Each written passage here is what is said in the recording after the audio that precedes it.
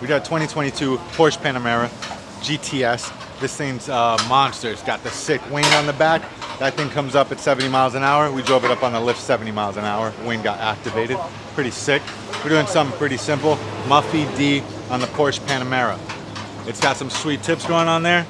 I can't find them right now. I'll show you guys them in a second. But this muffler does have a single inlet to a dual outlet. You guys can see the two pipes on the inside. We're gonna chop it, run some 3-inch pipe, and then pop some tips on there. And it's gonna look pretty badass. It's gonna sound amazing. An alternative to this setup will be a full cat bag. Any system for a Porsche starts at around 2,500 bucks. Extremely expensive, not necessary for this car to make it sound good. And what we're gonna do is, like I said, chop off the mufflers, do that patented Muffy D technology, and add some tips so it fills out that cutout, because we can't use the stock tip. Like I said, it does have a dual outlet.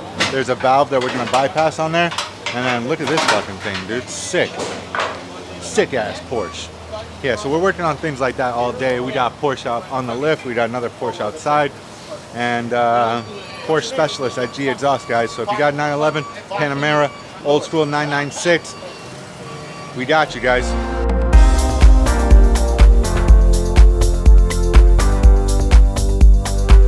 So the Muffy D on the Porsche Panamera is done. This is a GTS, so it does have the quad tips.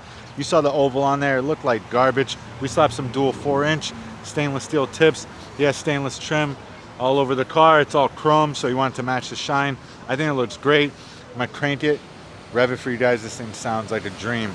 So instead of buying a $4,000 exhaust system, you do a Muffy D on this car, and it sounds great, guys. So I'm gonna crank it, rev it. Let me know what you think.